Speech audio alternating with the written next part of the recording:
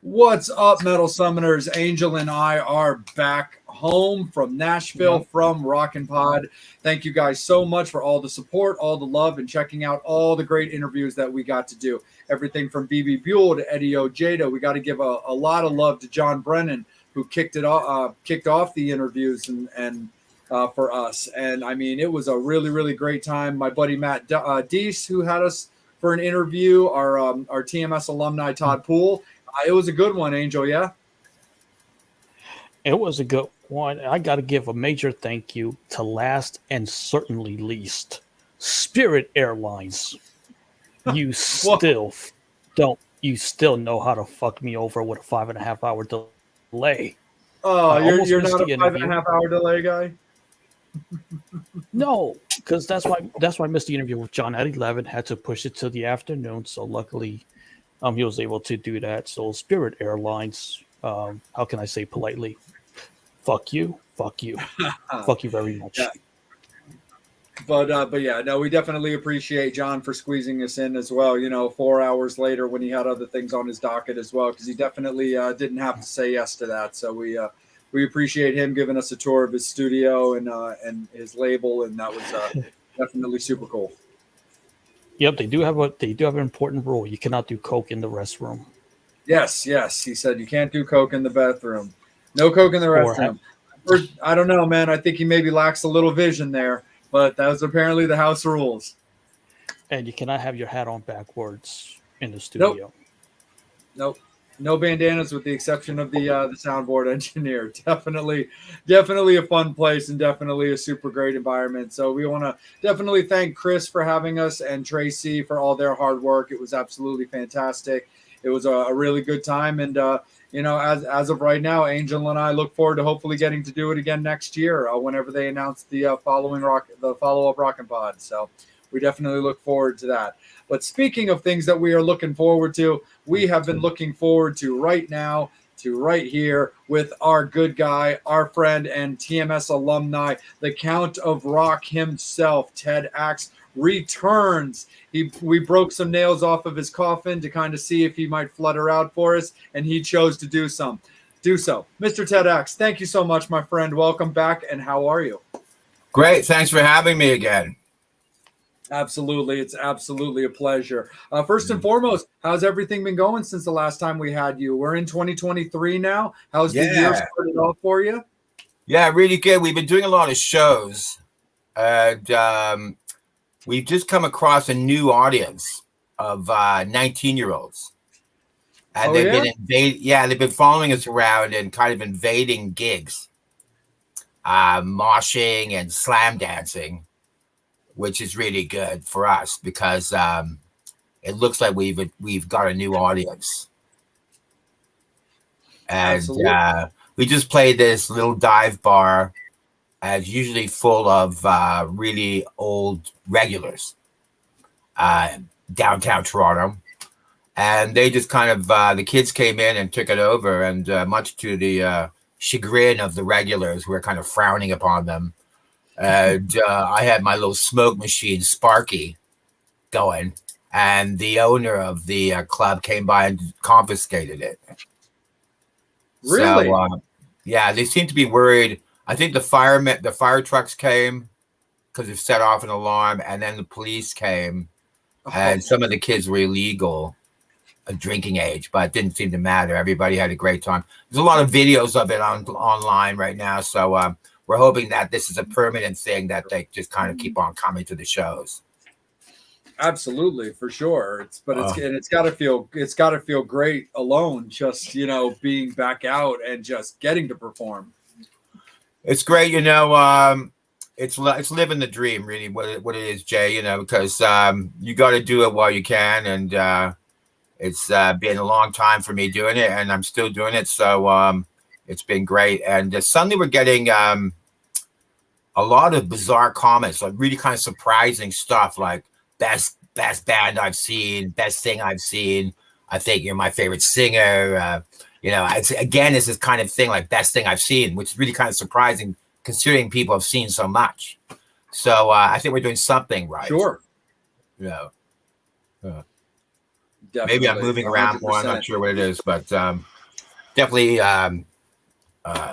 hitting the audience more over the head, as it Yeah, were. Yeah. absolutely, 100% for sure. Ted, is your band still made up of like Stefan and Leslie and Derek and William? Yeah, it is. Yeah, yeah, Awesome. How, yeah. and how's the chemistry still going with those gents? Well, we did lose William to tribute and cover projects, but we got another guy called War Slasher, who used to be the Slash in Canada's one of the biggest biggest Guns N' Roses tribute. So now he's Oh, playing bass for us instead of his usual gig, which is guitar. nice. So that's really, we just did our first gig with him on Saturday, and it's been working out. So yeah, it's been really good. These guys are kind of like the ultimate band. They don't seem to have any drug problems. Egos haven't surfaced yet anyway. So I've been really lucky because without them, of course, I can do what I do. Absolutely, for sure. But And people digging the material, so that's it. right, absolutely. Because I mean, you've got the record, the Count of Rock out and stuff, and so you've been really getting that side out, that like new music that was like right there before the blackout happened. So now in your, as the Ted Axe darkness cloud forms over every venue, like it's got to be really good, like really laying those tracks into people, so people that are familiar with you get to have a good time and see you again, but also like you were talking before, a whole new crowd, whether it be older or newer.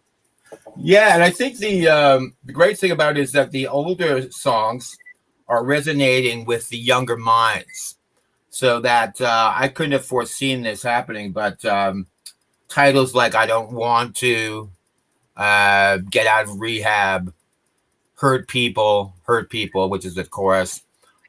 These kind of songs, "Sex, Horror, Violence," they're like totally into those choruses. Because if you look at a 19-year-old's life, it really is about all these things. Yeah, Being told what definitely. to do, getting hurt over and over again, and the opposites. I deal a lot with opposites, like "I love you," "I hate you," which is kind of the way they think. I love you, Mom, but I really hate you, kind of thing, because they're up in their rooms. God knows what they're doing with their phones, and the parents are like, basically disown them. And Right. so they just come over and let loose. And I think the great thing is about 19-year-olds that they still don't have that sense of self-conscious. So they're able to be totally free. Now, who knows what will happen when they turn 20, 21, but they're still, slam dancing and hugging each other and head banging.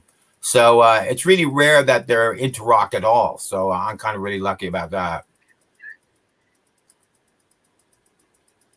Yeah, no, for sure. Because you've also got songs, on your current album that even just, even when you're looking at like, the Sex, Horror, Violence album, just like you said, there's also going to be stuff that like, even without listening to the songs, there's tracks that I'm sure so many people can relate to, or even just get curious by, when you look at like things that range all over the place, from "Get Out of Rehab" to "My Own Worst Nightmare," as well, to just "Hurt People." Yeah, funny thing about "My Own Worst Nightmare" is that yesterday I came across Alice Cooper having a Tuesday night rock radio show, which he does. And I sent him "My Own Worst Nightmare," and see if he would play it, because they don't really play unknown guys at all on that show. He's friends with everybody, Alice is. Right. So, but I did tell him the story on the Alice Cooper story I have, which is that in grade 9, I played hooky and hitchhiked down to see the Killer Tour show, which was in town, and the roadies picked me up. 2 of the roadies from Showco, Texas, which was Alice Cooper sound company he was using at the time. And the first thing they did, because they're on their way to the show, so I got into the show free, helped them set up equipment, watched the show from a Sidewash monitor. And that was when Alice, I felt, was at his best because it was the Alice Cooper band. Right. Pre Welcome to My Nightmare. The interesting thing that happened right away was that they passed this huge rock of Peruvian cocaine back to me with a razor blade and a dollar bill. And what do you do with this? I asked. Oh, you put it up your nose. So it was back in the day where you actually had to, flake some off, Peruvian flake. And man, I've never been so high in my life. So I realized why roadies take it, because they're numbed. They're numb. So when they bang their knees on the hockey boards, getting the equipment in, they don't feel it. Just certainly in my case, I didn't feel anything. And then when I saw the band from basically like 6 feet away, it was a life-changing moment for me. So I think he's definitely been an influence in my sound, in my music, my lyrics, the attitude. But I think he copied me because I was wearing a top hat before him. No, just kidding. Definitely, I get a father vibe from him. And certainly Alice has lasted all these years when basically hardly anyone else has. For sure. Absolutely, man. 100%. So we do Under My Wheels as a cover in the band. We just roll that out, get a note for note perfect. Yeah. Interesting song when you think about the lyrics, because it's really kind of a synonym for being him being run over. Yeah. Under my wheels, or somebody being run over. I don't think you'd be able to do that these days. They go, oh no, that's not cool. Can't write a song about being run over. But of course, it means much more than that. But definitely partially frowned upon nowadays. Everything is. You can't do anything. Can't say anything. No, just the world is just so anti-fun. Well, I think Trump is finding that out. It's definitely possible, for sure. Yeah, I think Mr. Trump is finding that out. Definitely, for sure. Angel, let's kick it up to you, my good man. Let's bring you in. I thought grunge was anti-fun. Just saying. We definitely got some cool comments. Let me bring them up. Yeah. Right off the bat. Cool. What does that say? I can't see anything. Oh, I think, yeah. Oh, that's very nice, Debbie. Thanks very much. Means a lot. That means a lot because I do actually art, and poetry. So that's cool that people notice. Yeah, there you go. Thanks, Jules. Cheers. And Brian. Yeah. Oh, maybe it's a turning point. Maybe the kids have finally realized that it's not just a hip hop world. Yeah. No. Because MTV and the Grammys want to push. So it's good for them to expand their listening ears to other stuff. Right. So as far as touring, can we expect to see more touring from you? Yeah, well, the tours are hard to get down. We want to be touring Canada this year, but going into the States is a whole other bag of fish. Most of my fans are American on Instagram and Facebook, so they're always asking, when you're going to play Texas, when you're going to play Arkansas. So we got to get down there. I used to have a green card, actually, because my dad used to live down in LA. And I spent 20 years in Los Angeles. I had a green card, so I was able to work. But now I don't have that green card because my poor old dad passed away. He was actually an ambassador, which is strange because people say, how can you be a punk rocker when your dad's an ambassador? But as you know, it's kind of, you can be very rebellious with an upper class background, just the same thing. And I really was kind of much worse than the Gallagher brothers from Oasis at the time. So Yeah, when we were touring with the Ramones and opening up for the Stranglers, I was a very bad boy. But I seem to have found myself. Lately, I've been doing a lot of art, and I've got a couple of paintings hanging in a gallery right now. There's going to be a reception tomorrow. So that's part of my life. Not too many people know about that. I'm a trained artist. I got a scholarship in Los Angeles, and I went to school in Mexico for art. So I definitely have a kind of a unique style going on. It's definitely not the picture perfect style. It's kind of very dark. And I'm digging that too, you know, as well as the music. So I'm trying to get everything in every week, you know, drawing, painting 3 times a week at different workshops. Doing my poetry. I just got some poems published in a magazine. So things are looking up. That's awesome, man. That's super duper cool. Like when it comes to like putting out, is there a different type of like feeling that you get when you have like a gallery type show with your art that people can see versus when they get to see you performing with music? Yeah, really, I'm kind of anonymous as an artist because, you know, people don't know I'm a quote rock star. So it's just like this guy with this weird name on his art, Axe. That's the way I sign my art, Axe. And so, yeah, so it's just kind of anonymous. I'm just hanging out at receptions, you know, drinking a glass of wine. And if people buy my art, that's cool too, because then I can talk to them more about it. But people see me at the art things, and you know, I got the hat on and stuff, the fedora, and they're just kind of probably thinking, who's this weird guy? Because I am terribly anonymous in the art world. Still here in Canada, not too many people know about me doing art. But that's cool too, you know, because you have to remain humble. You can't always be the center of attention all the time. And I think that's what kills a lot of musicians.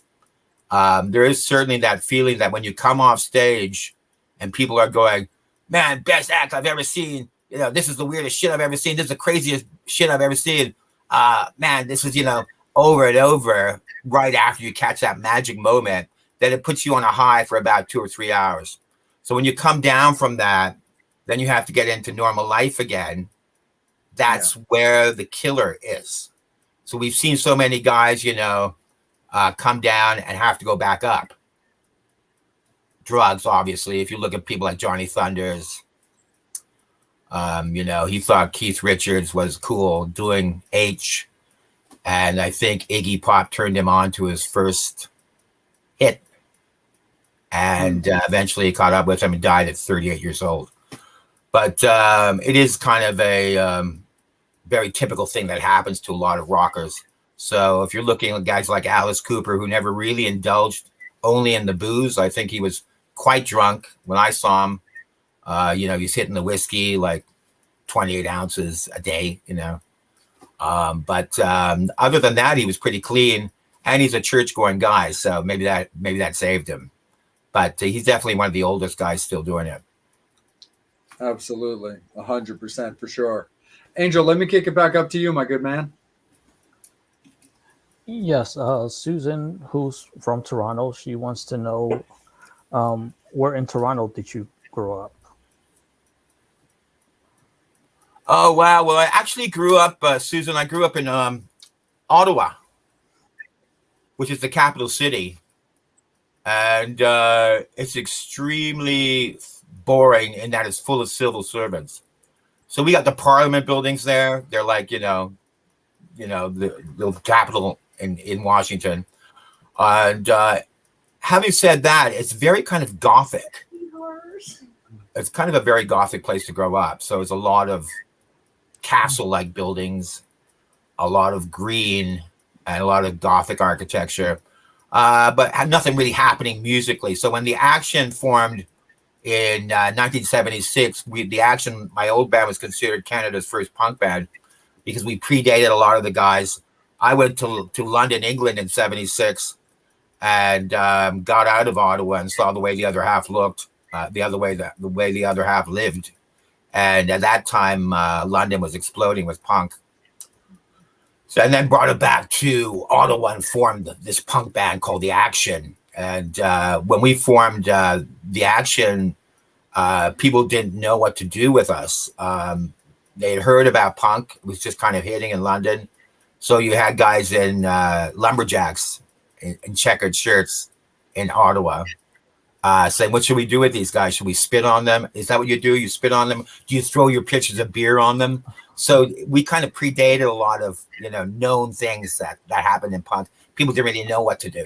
So finally, the club opened up that catered to it and brought in a lot of acts from around the States and Toronto. And then eventually I moved to Toronto in 1980. So we formed a band in Toronto, kind of a duo called Chroma Key with a beautiful female singer called Soma. And again, it was like 5 years in Toronto. Really, Toronto was kind of very tame, and we were always getting in trouble. And eventually I ended up in Montreal, back in Toronto, down to Los Angeles, and then to Seattle.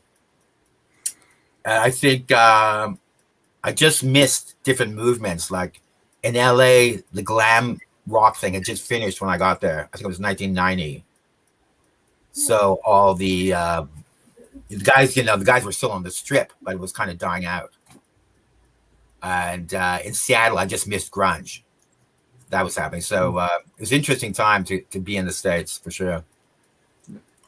But yeah, didn't grow up in Toronto, unfortunately, but did grow up in Ottawa. Where did you guys grow up? So I'm originally actually from Salem, Massachusetts. Oh. So Halloween creepy things are just in my blood. Yeah. I just did an interview for Paranormal Magazine out of Salem. Oh, did you? Yeah. Nice. How did that go? It was great. Somebody had told the woman who runs that magazine that I was actually a vampire. Because there are a few, there are a few guys calling themselves vampires, and she thought I was like a real vampire. So I had to steer her straight. And then she called the interview with a vampire. So that was cool. Oh, very cool. Yeah. And you know what? Let them believe that. Like somebody once asked us, does Jay sleep upside down? And we said yes. And we told his girlfriend, if anybody asks, both do sleep upside down. Yep. Exactly right. 100%. Yep. Yeah. I just don't like steak. I don't like steaks at all. No, we're not. We're not meat eaters. Yeah. I'm a vegetarian, so kind of hard. Yeah. Vegetarian blood, There you go. Made out of beet juice. Right.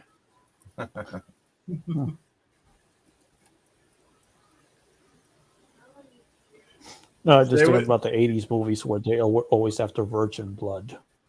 Oh, right. I think that's Madonna. Yeah, Madonna is getting a lot of notice. She's, I think it's like 700 to sit in the nosebleeds, or 1,000 or something. It's crazy. Make a lot of money with this tour. Yeah. I can't believe the amount of money pay to see bands now. Because in my day, it was like, $8 or you snuck in. Right. I think it was $8 to see Alice, but I snuck in anyway with the roadies. But yeah, I was able to see a lot more acts that way. But now it's just crazy. And I think the thing is, I don't know how much of a dollar value there is in seeing bands, because a lot of people don't really, to my way of thinking, there's not a lot of entertaining going on really. It's all kind of special effects and lights, diversions. Yeah. Oh, it's crazy too with a lot of that stuff. I mean, Angel and I have talked about this on the show at nauseum, because the thing that's so insane is you get, and like God bless them, because look, we're fans and we love them just fine. But like, you got people who are willing to drop like $5,000 to go see Kiss, but then have some kind of excuse as why not to go to a $20 show that's right down the street. Yeah, it's true. You know, I do have a Kiss story from the 70s. Pretty funny. Hell We yeah. saw Cheap Trick opening for Kiss at the local arena in Ottawa. And after the show, I went to the loo, and this humongous Kiss roadie was talking to my girlfriend. And when I came up, I said, what did he say? He said, well, we're invited to a Kiss party. So I said, well, that's cool. Let's go to the Kiss party. So we'll see what that's like. So when we got there, the elevator opened up. There's 3 tables of roadies, each with walkie-talkies. And they're going, yeah, Ace, she's here. And when I went down to the hallway, he went, no boys allowed. And of course, Ace didn't open his door. But had I not been there, he would have opened his door. And that's the way it was back then. Right. They didn't really have to lift a finger. The roadies kind of pimped girls for them. Mm-hmm. So I don't know if they should be arrested now because Trump, you know, and Kiss kind of, it's all there. Misogyny reigning supreme. But yeah, so that was the kind of the Kiss story I have. But Kiss is their last tour again, right? So Right. I think it is thousands of dollars to do a meet and greet with them. Yep, but hey, it could be the same price in Vegas next year. Because we know they'll probably do a residency. Because technically, they say last tour. Right. Then they say last live performance. Yeah, it's another last tour. You know, if we wanna be technical with it. Well, these bands like Kiss, they're not really even bands anymore. They're really kind of massive businesses. Yeah. You know, I don't know how much of a band it is, but definitely Against Survivors stuck it out together. In the early days, they played places no other bands played, as far as I understand. Yeah, like one of our co-hosts, Steve. He's seen Kiss in every state except for Delaware, and that's just because Delaware really doesn't have any venues that can fit them. Right. And you know, Kiss, when they started in NYC, they used to practice in the same place the Dolls practiced. Oh, really? And so when they saw the Dolls had a lineup of girls waiting to see them, they presumed it was because of their makeup, and they said, we're going to wear more makeup than the Dolls, which they did. They definitely did. Yeah. Mm-hmm. Angel, let's bring you back in, bud. Do we have any current? This question from Brian, which if you could never wear black again, describe your new outfits. Whew. Wow. You know what? I would wear purple, and I wear purple top hat and the purple thing going on. Blues, of course, dark blues. Definitely not green, because green's not a good color unless you're into St. Patty's Day.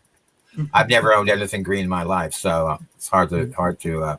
But I don't think I would. Black is kind of a mixture of all colors, isn't it? That's what they say. Yeah. It would be hard to live without black, because of course vampires. Yes. You know, Yeah. what would be the count without black? But then white is kind of cool too. I do have a white hat, and I do have a couple of pictures with it. I wore the white hat, and people are going, yeah, the white hat looks good. White's also very cool, right? Because it's the opposite of black. I think that's great question, though. That is. Really, come on. And he has another great question. Do you have any tattoos that are tied to your music? I am tattoo free, actually, which is again very strange, you know, to be tattoo free when you're in our line of business. But yeah, I don't have any tattoos really that are tied to my music. Unfortunately, maybe fortunately or unfortunately, but there's always the next day. So who knows what I'll get emblazoned. I know that we played this, the last show we played was this teenage transvestite lifted up her shirt and I thought it was a girl. So I said, "Uh-oh," lift up her shirt, but she had black tape over her nipples, and she said, "Sign your name here." So I signed my name on her chest. I hope that's okay to say, but Oh, totally. Oh, of course. kind of, tattooing. She wanted that tattoo, and I don't know how long she kept it on. Maybe took a bath right away, but presumably she kept it on as long as she could. Right. But it's gone to that stage, man. Signing my Man. name on people. She You said, should- "Can I you have should- your autograph on my body?" I said, "Why not?"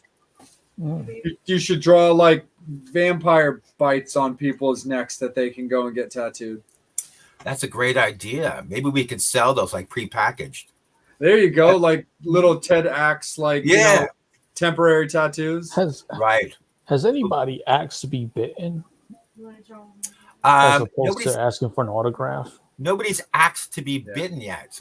It's kind of Oh. That's a good point. And I wonder what's wrong. Maybe there's something wrong. They're I not. hope I'm not giving anybody ideas because Give them the ideas, brother. But my fans, very early on, I started calling them fangs. So just the way Lady Gaga has her little monsters, Yeah. I got my fangs. And I got the TEDx fan group on Facebook, the TEDx fan club on Facebook. And a lot of my fans are on Facebook because they're older. So that's why it was such a surprise to get a much younger crowd suddenly. Because, traditionally, I've had a lot of older fans. yeah, and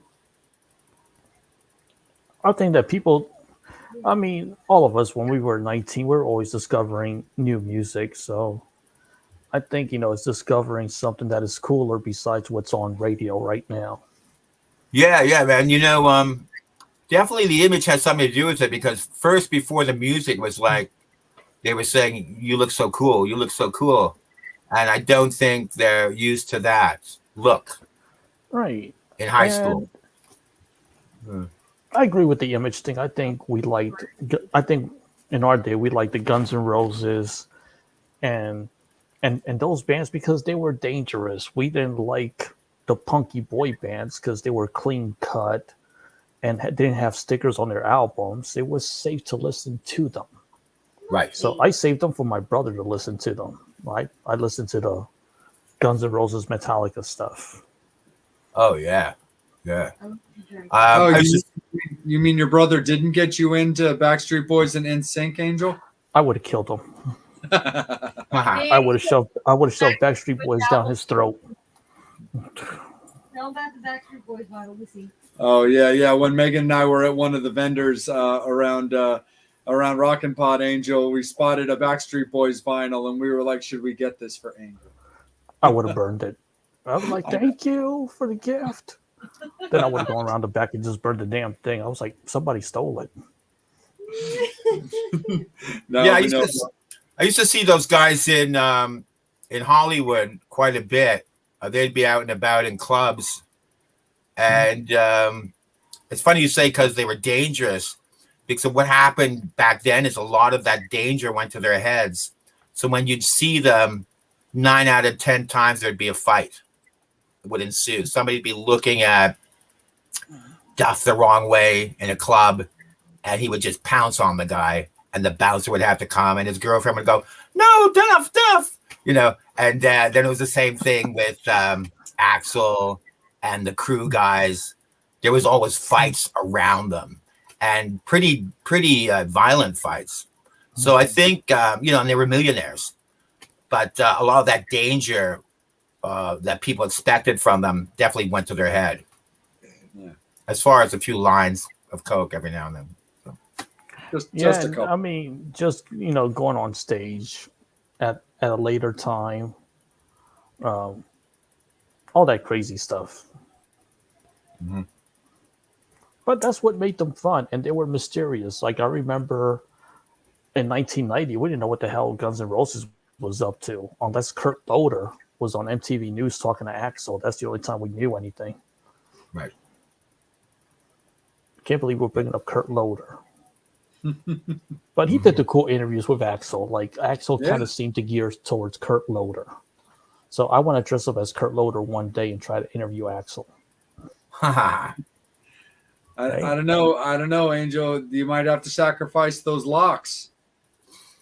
When I went to LA, I had one question that I would ask everybody. It was like the most ridiculous cliche question you could ever think of. What's your advice to a young person getting into the music industry? And I had some really funny answers. But one of the best I had was from this guy who used to run the dating game. Who's his name? So I went to see the dating game live. Oh. Dang, that's a good question. I forgot. There was Love Chuck Connection. Woolery. Chuck Woolery. Oh, okay. Yeah, Chuck Woolery. And does anybody have any questions for Chuck? Yeah, what's your advice, to a young person getting into the industry? And he said, well, I always think of what my my grandfather told me. And that's have a good time while you're trying to make it, because even if you don't, you will have had a good time. It's a good answer. Good answer. I like that, actually. That's probably the best one. Oh, do you have a favorite band? Well, 10 Acts, of course. Other than mine, I don't really. I kind of been out of it for a while as far as new bands. Used to like, still like the old David Bowie, the Stooges, yeah, Dolls, glam rock, old glam rock, like 70s glam rock. Yeah, my influences, it seems from my music that some of the influences are kind of Black Sabbath sometimes and darker bands, but I never really listened to metal much at all. It was always kind of glam rock. And the Stooges, which kind of started metal in a way because they were so full of abandon. Iggy would always didn't really care what he did.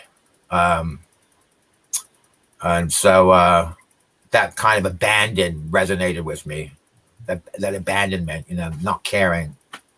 And then you had the opposite of the sophistication and the androgyny of Bowie back in the early days that resonated with me as well, because I thought, here he is, made himself very important. Here's a thing, another quote from Kiss is make yourself important.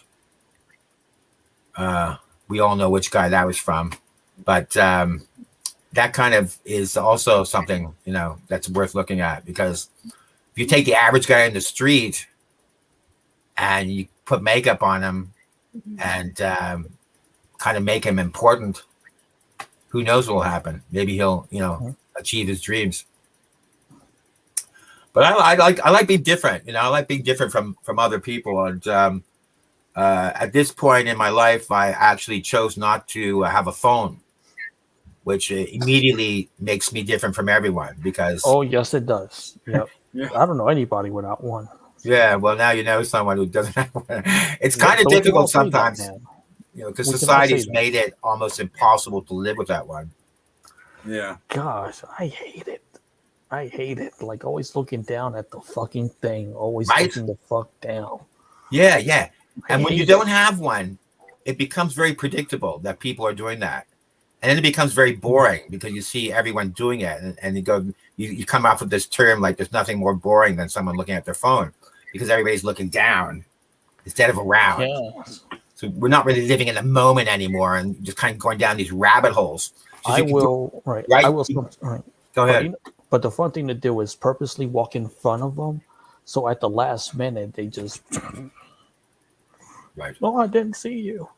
Yeah, right. I People know, walking because into you're each not other. paying attention, you idiot. I think what happens is that people might look at something on the phone like music or a product they want to get, but then pretty soon you're down the rabbit hole. So then you're on it for much longer than you expect it to be. Yes, and it's like they know where you are. Like I remember being in Nashville, seeing stuff pop up of stuff to do in Nashville. I'm like, okay. Right. I got more questions. Here's one that is pretty fun. I don't know how to, horizontally or vertically. The fuck, Brian? Well, I prefer the horizontal. I do like bats, but I don't like imitating them.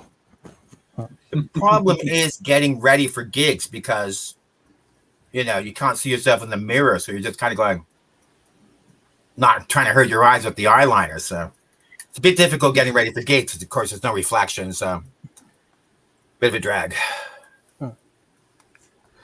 And Brian's asking for your opinion, the differences between early Canadian and U.S. punk.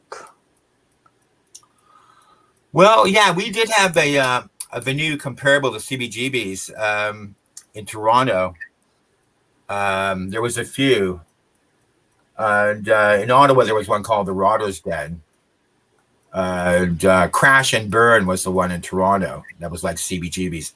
But what I think the differences were in England, the kids, there was a lot of younger kids, and they were bashing into each other constantly. And it seemed a lot more violent.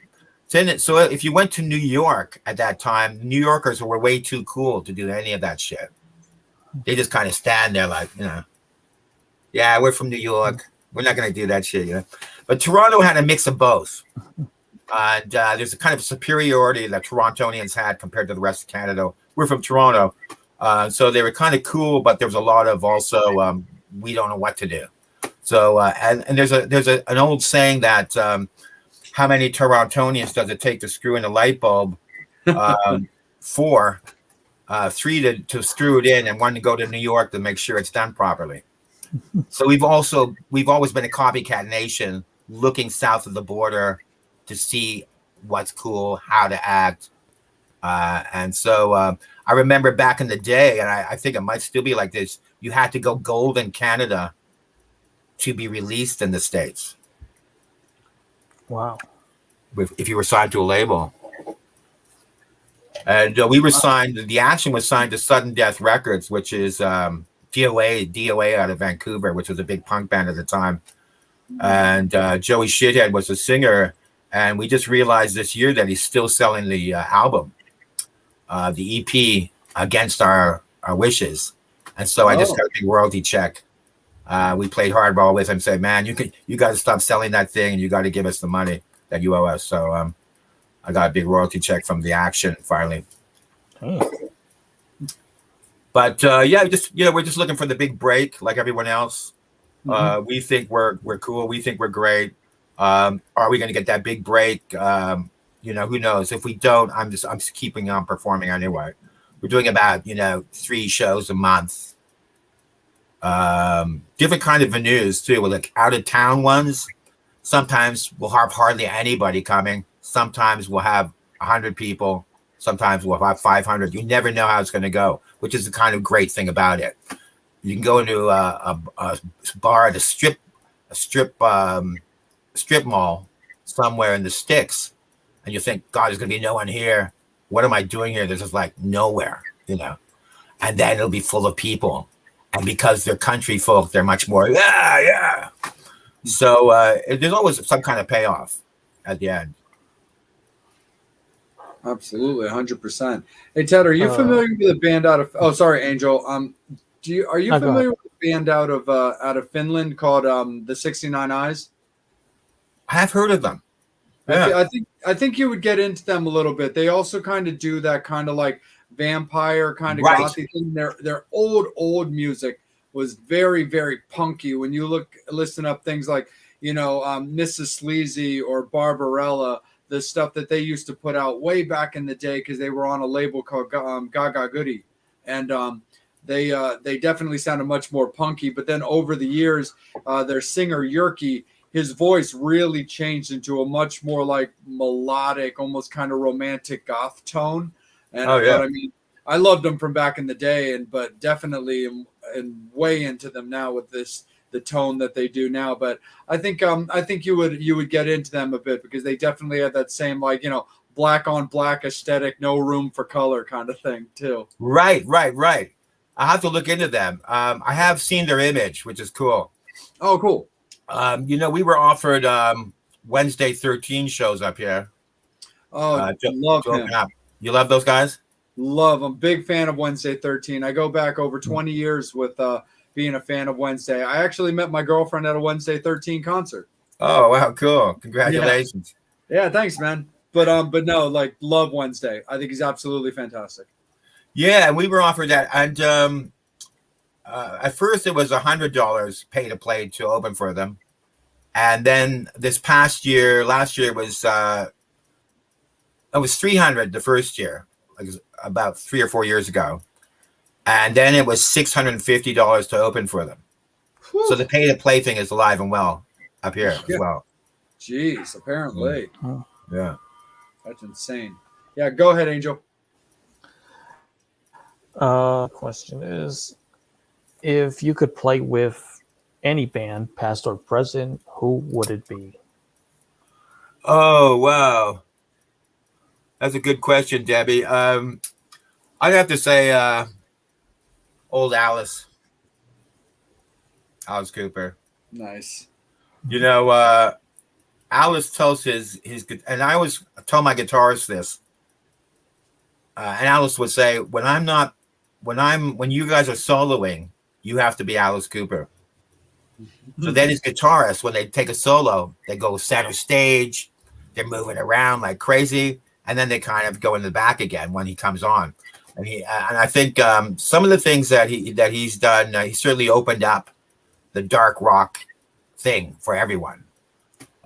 So definitely it would have to be Alice. I'd also pick the Stooges, Ziggy Stardust period for Bowie. I'd like to play with them.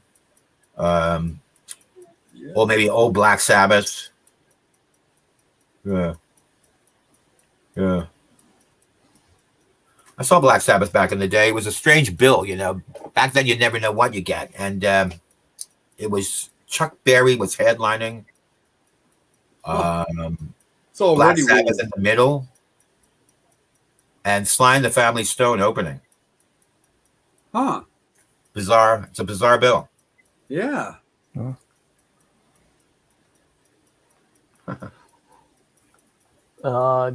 Okay, your favorite villainous? Oh. Wow. Well, my favorite villainess is someone that I'm related to distantly. Lady Bathory was my great aunt, according to my mother, who was Hungarian. So I'd have to say she was probably my favorite. And she was real. I mean, she was the most prolific serial killer of all time. She used to bathe in her handmaiden's blood. And she had to get, cut them to do that. Mm-hmm. So eventually the villagers raided her castle and walled her up in the tower. They just totally walled her up. She had to kind of suffer in there for a while, which was a fitting end. But definitely my favorite villainess would have to be her. She nice. Really bathed in her victims' blood, slipped their throats and everything. What do you like the most about being a musician? Oh, wow. Well, the great thing about being a musician is just what I've been talking about. You can go on stage, do your thing, and whatever that is. For me, it's moving around a lot, demonstrating my lyrics slightly, and going out into the audience and, relating to people. And at the end, there's always that payoff. Like, I might not have hardly any money in my bank account, but there's that great payoff of best thing I've seen, man. Great coat, great hat, fantastic, all these things. So in that heat of the moment, there is that kind of praise. And that's why I think people get addicted to being center stage. Yeah. You have that kind of addiction to that kind of approval. It's like an instant approval and of your music and of your your life, basically. And it might fade away just as fast as it happens, but that kind of artificial life is what everybody's looking for, I think. I think that's the success of platforms like Instagram and Facebook and TikTok, is that people get these followers. Just the word itself is like you're suddenly in a band. You have followers. It's kind of creepy because suddenly you have followers. And really, they're not really following you around, but they could be. It's kind of creepy. But and people cultivate their little cities of followers, so they feel suddenly important. Well, I don't care what my parents say because I have 50K followers on Instagram, and they're the ones that really matter. They're my fans, and a lot of these people don't do anything. But they're influencers. But that's one of the things I hate about these days is that whenever you hear somebody, we're going to bring this guy on, he's got 50K followers on Instagram. Like right away, there's numbers. There's numbers. Or he's this amount on the charts. He's got this many followers. He's got this many streams. He's got this many followers on Spotify. So if you don't have that and you're falling a little bit short of the numbers, it sets you up for failure. You feel like, fuck, what good is it? What good am I? I don't have this kind of action happening. And I think it sets people up falsely because it doesn't really matter. If I created a platform for a kitten called TEDx tomorrow, I'm sure the kitten would have many more followers than I do. Right. It doesn't really mean anything. You know what I'm saying? Anybody can have followers. But that's one of the sad things about these days.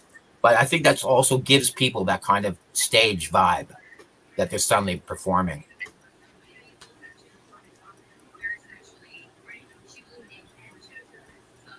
I'm gonna kick it back up, CJ, for a little bit because Yeah, absolutely, for sure.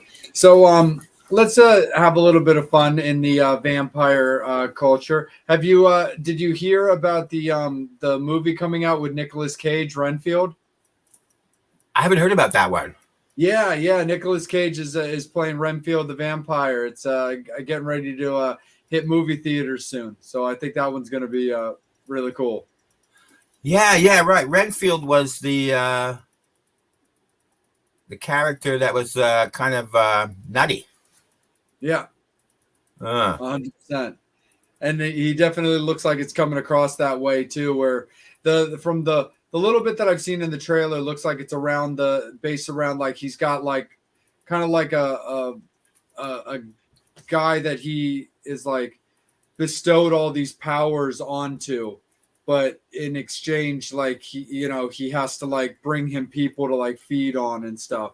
But Right. but also Nicholas has turned into such a great character actor that I think it looks cool. I think it looks really interesting, and I'm really stoked to see it. I loved the more recent like vampire movie that came out. It was called The Invitation. Oh yeah. I thought that one was actually really cool. It was kind of this kind of modern new age spin on like classic like English goth vampire culture. It was really, really cool. I don't know if did you get a chance to see it? I don't think I've seen that one.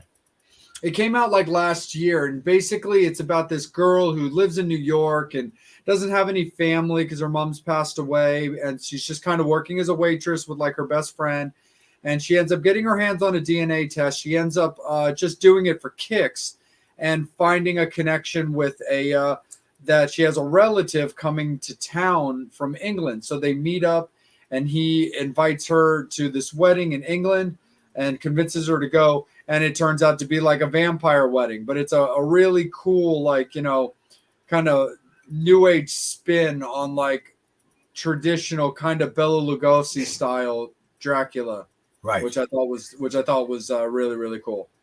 Yeah, my favorite vampire movie is one called The Return of Count Yorga, which was I'm not sure if it was made before. There's two Count Yorga films. One's called Count Yorga Vampire. The other's called The Return of Count Yorga. The Return of Count Yorga was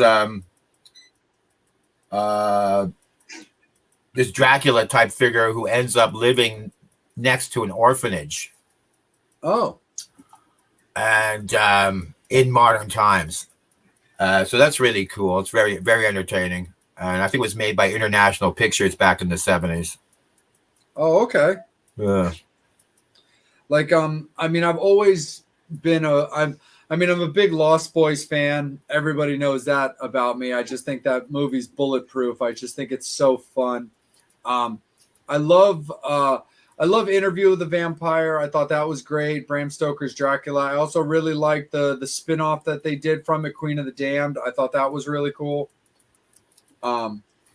There's an old like fantasy horror vampire movie called Vampire, but it's spelled Vampyr. Right. I've always loved that one because that one was actually picked up by the Criterion Collection, but it's got like Maurice Schutz in it, which I just think is super awesome. But probably one of the big movies that I've always just been really huge into is I've just always loved Nosferatu. Ah, yes. The old one. Yes, the old one Yeah. from like the 20s. Right, right. I don't know if I even liked that much because I didn't like his image as much. He had the shaved head.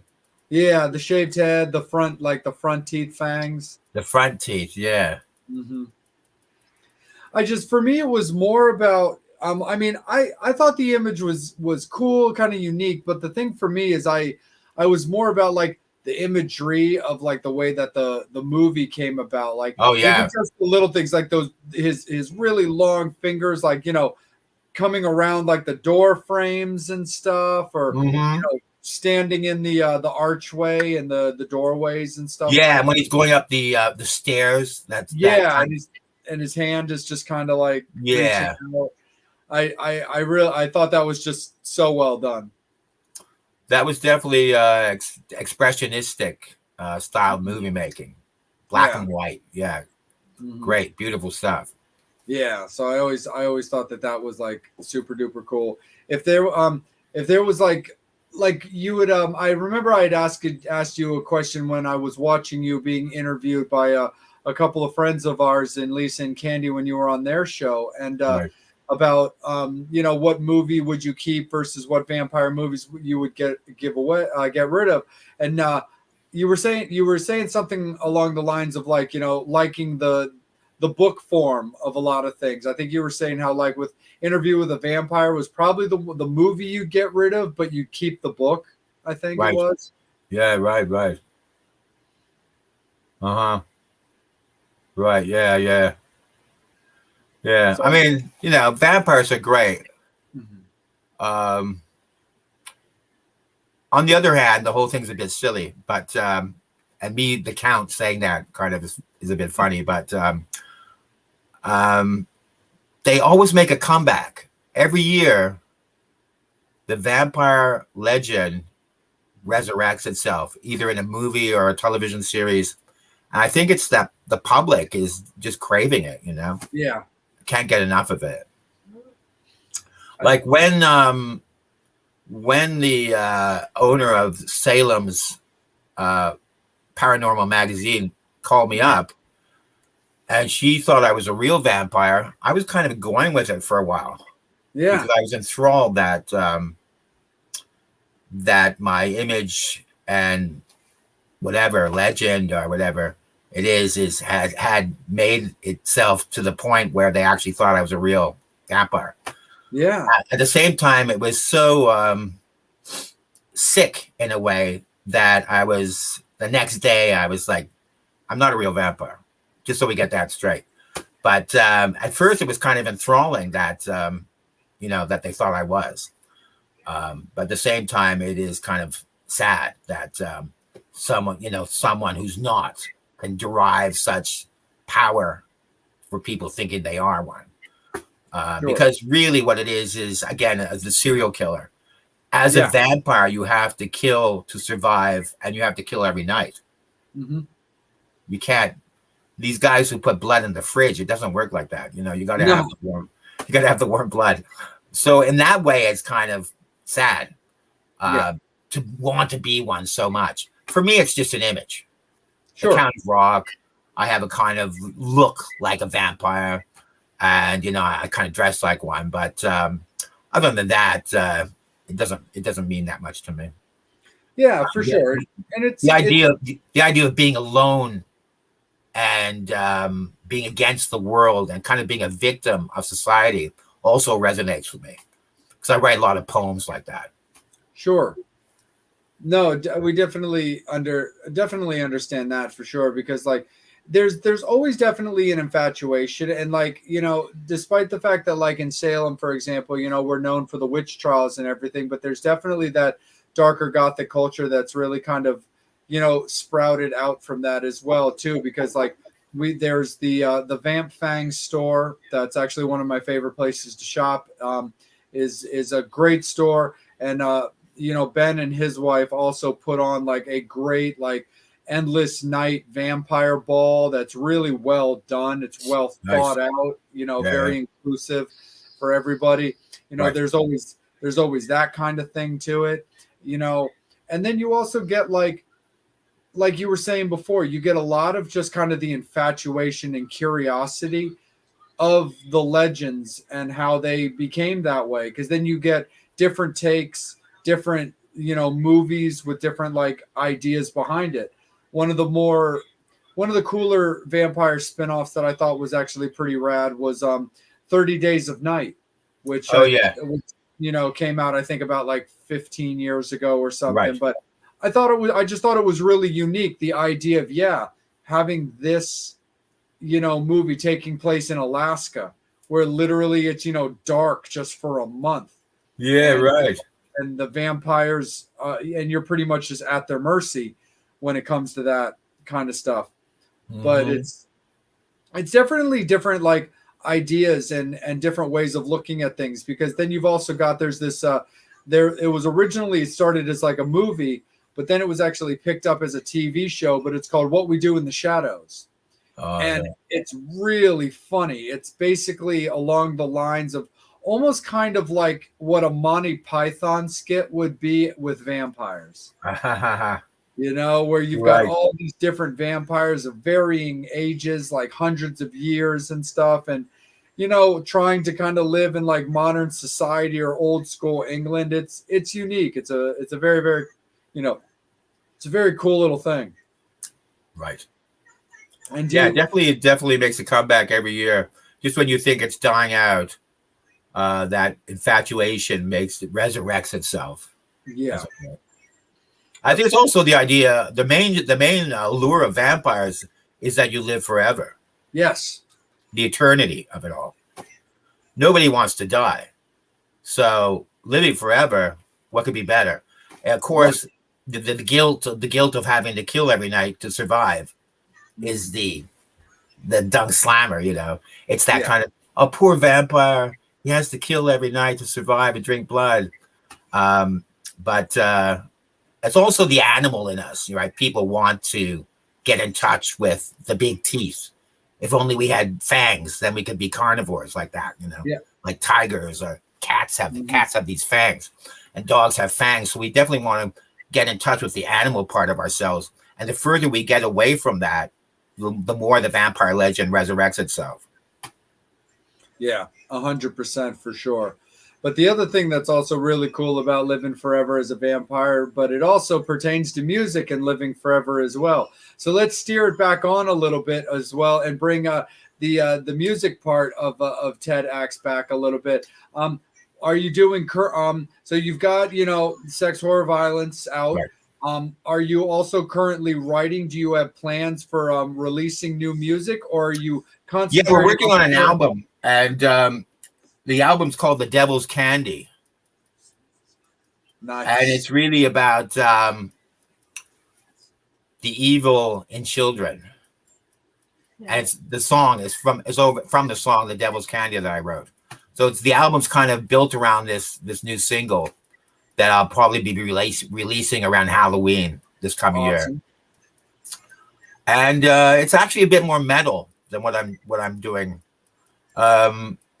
The interesting thing about the Count of Rock that came out a couple months ago is I wasn't happy with the mastering of it.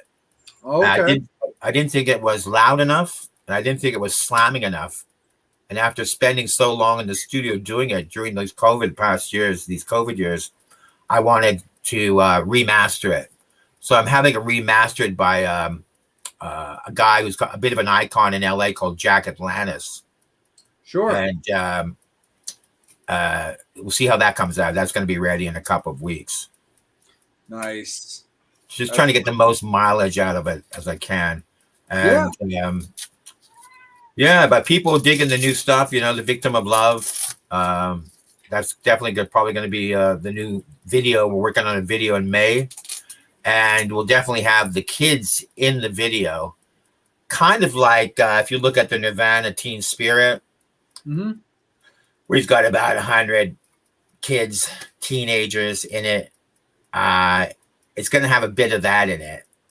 Because the kids are going to come to the video shoot. So obviously they'll be around. There'll be shots of them. And the way I relate to them will be there as well. And so that's going to be cool. The video guy is from India. And he's going to bring this whole Bollywood thing to it. And man, his editing is incredible. So I'm definitely looking forward to getting this video out for one of the songs off Count of Rock. Not sure which one yet it's going to be, but probably Victim of Love. Nice. Very, very cool. And that's a single that you're looking to put out before you release the Halloween single?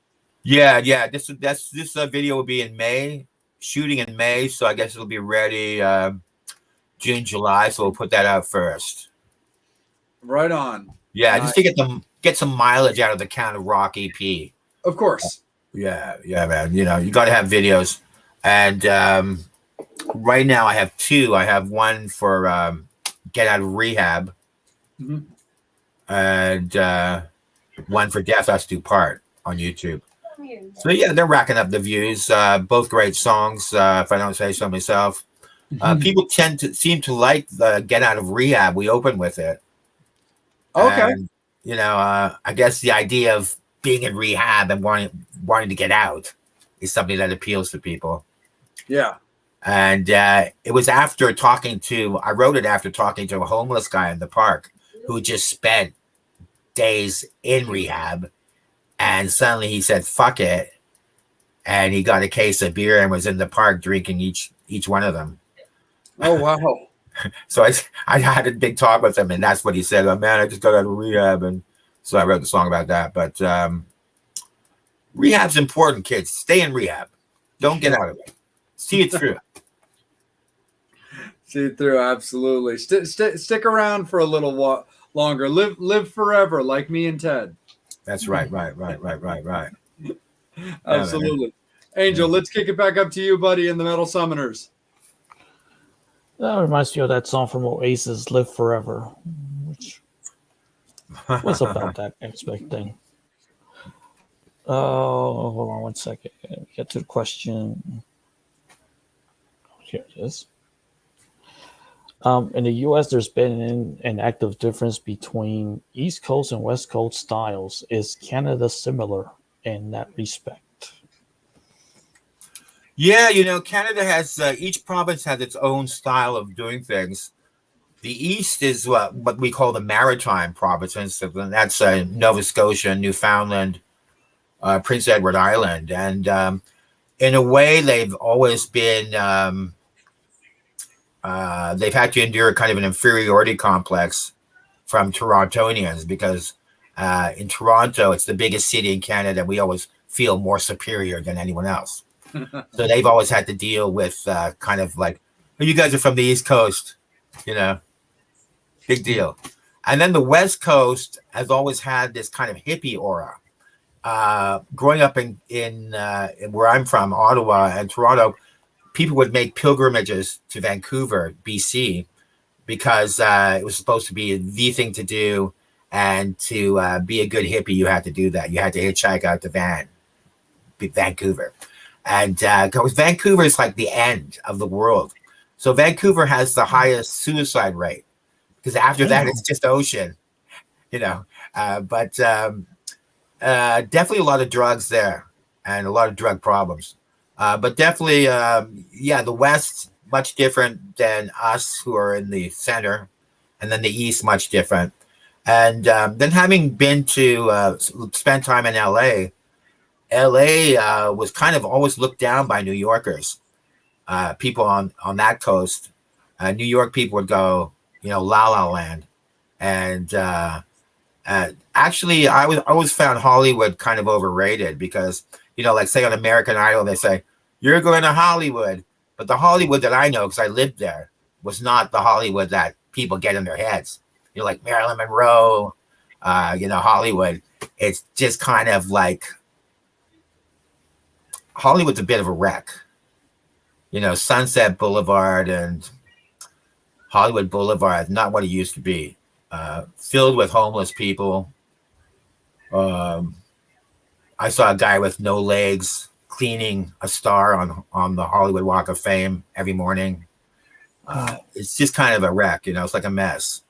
And everybody's trying to make it there. People go there to make it by the busloads. So there's a lot of hard luck stories of the people that don't make it, which is like 1,000 to every one, or 1,000,000 to every one that makes it.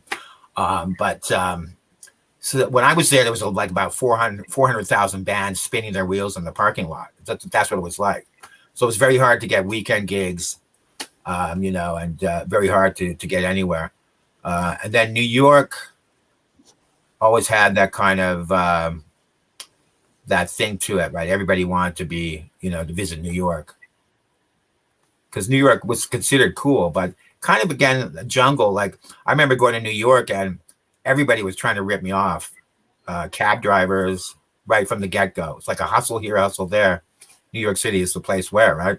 So, you get in a cab and then you say, yeah, I'm going to West 11th and 30th. And go, oh, man, I thought you said East 11th or East 30th. I need to take you on a big ride, So, yeah, Canada definitely has its different places and different attitudes in those places.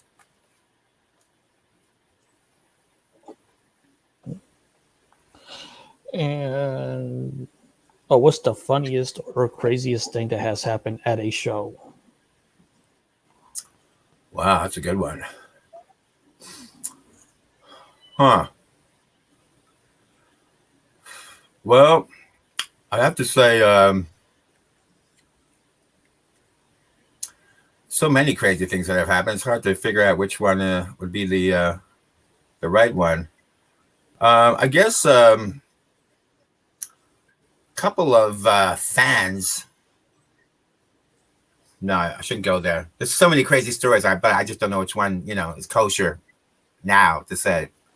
So I think now is really the craziest time for my performances because I'm really getting that comment a lot. Like this is the best thing I've seen. This is the craziest shit I've seen. I think this is the best live thing I've seen. And in that way, I think that's the craziest thing because I just don't expect it for, a band like mine, which is unknown in any respect. In that respect, anyway, it's unknown to the world. So I think that's crazy. But yeah, there's been a lot of crazy things, like jumping off stage, landing on a mic stand, high on cocaine, having to go to the hospital. A lot of backstage stuff and all that kind of crap. But that's regressing, so I won't even go there.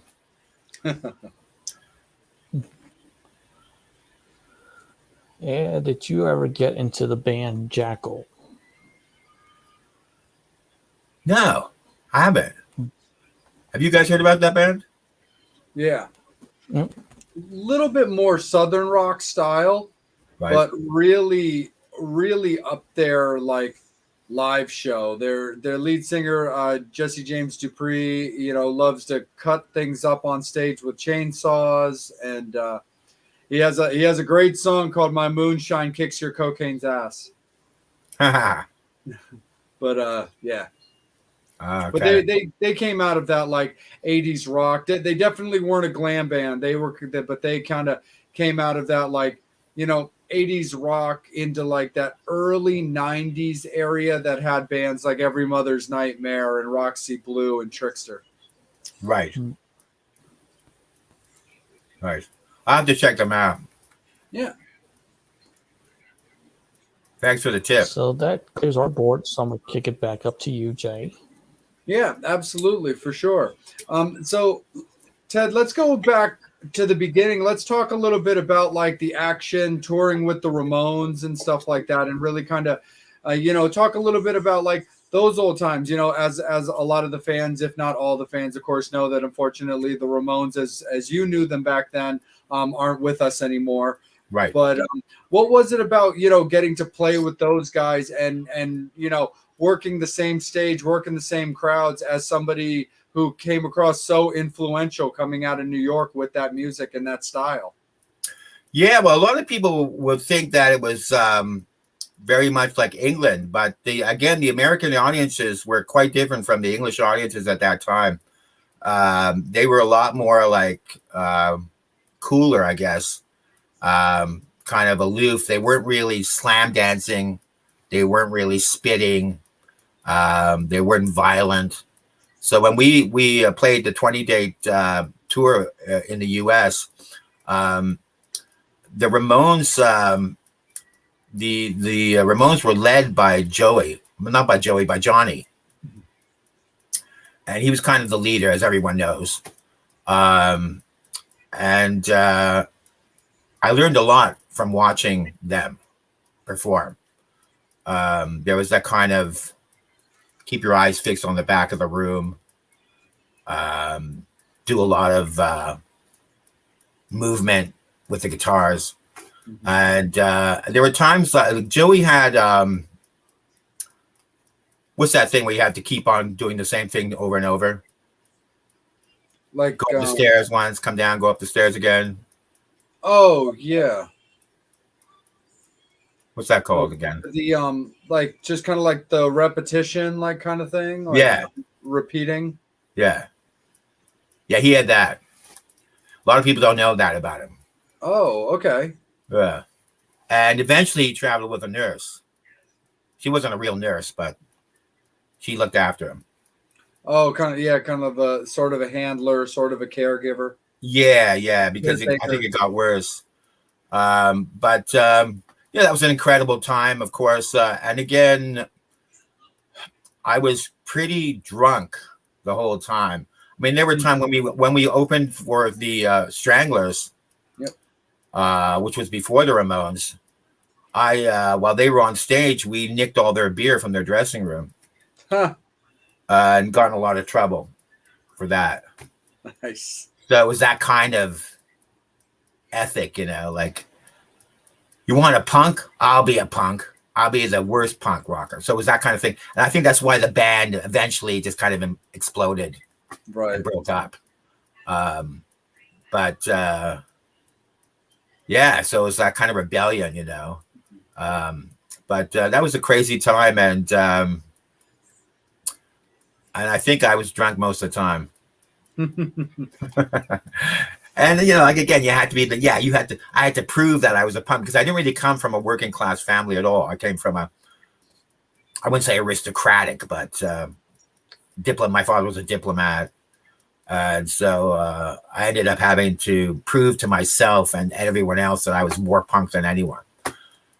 Right. And, if you're born with a golden spoon, there are times when you want to be the pauper. So definitely I was that kind of thing. But great times. And we went across the border in July to play with them. So it was perfect summer, that perfect summer of 78. And after that, the Action were signed to a Montreal label called Montreco Records. And we started being very dissatisfied by the way they promoted us because they just put out an EP and they ended up putting a safety pin on the outside of it. Oh. Like a printed safety pin. And we thought, what is this bullshit? This is too corny. And they put a bunch of other bands out. They put the Vile Tones, which are from Toronto. they put the band out from LA called Venus and the Razor Blades, which is an all-female punk band. And a couple other bands, but yeah, I think we could have been more famous than we were, certainly.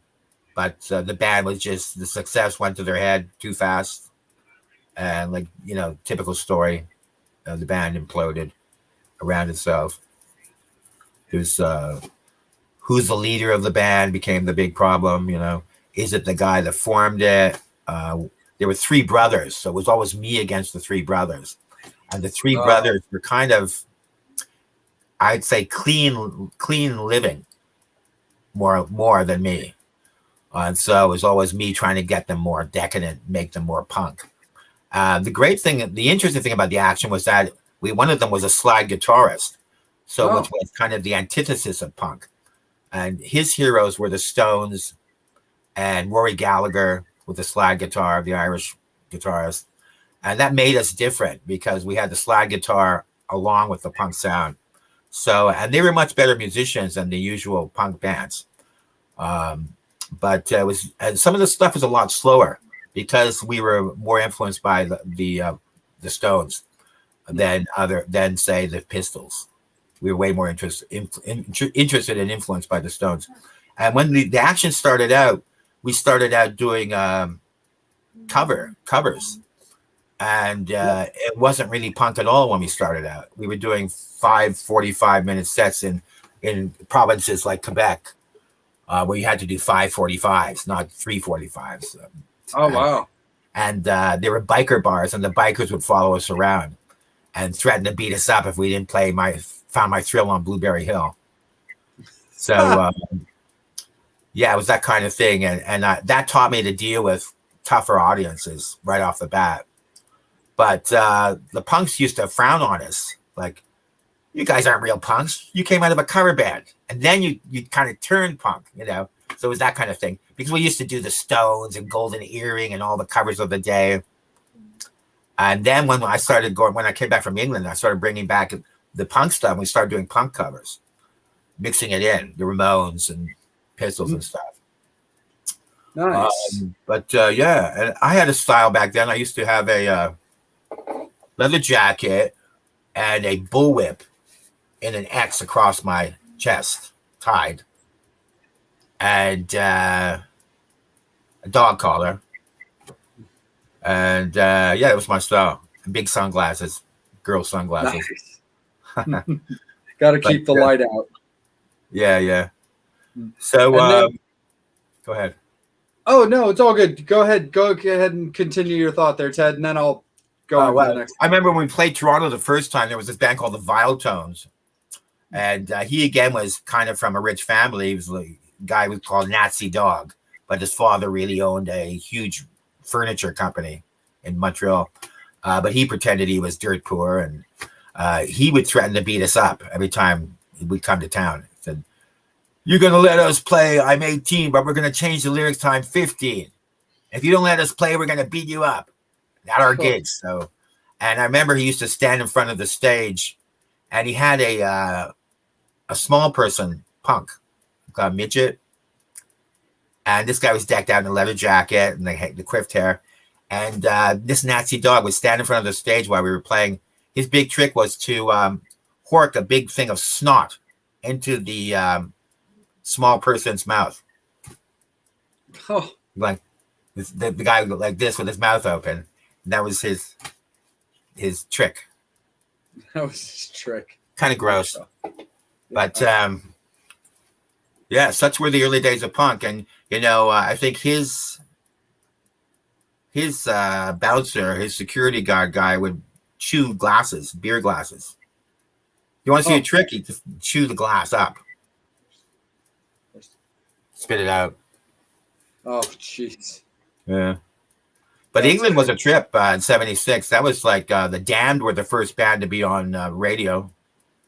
And there was like patchworks of really short cropped mohawks and short cropped hair with leather jackets on. Kind of patchwork of different colors. Looked like kind of like stray dogs all over the place. But the first punks were Teddy Boys, you know. They had the long waistcoats on and the quiffed hair. Mm-hmm. They weren't spiky haired or leather jackets at all. So that was kind of like it became that almost became a cliche right away. Nice. Yeah, man. That's really, really cool. And then, so before I kick it back into Angel, fans, it is last call for alcohol, guys. So final questions, comments, anything that you want to say to Ted, any questions you want to ask him, now's the time to do it. It's about that time in the show. So last call for alcohol, guys, when it comes to fan questions. And Ted, the next place that I wanted to take you is after the demise of the Action, you continued on and then formed Sister Hyde.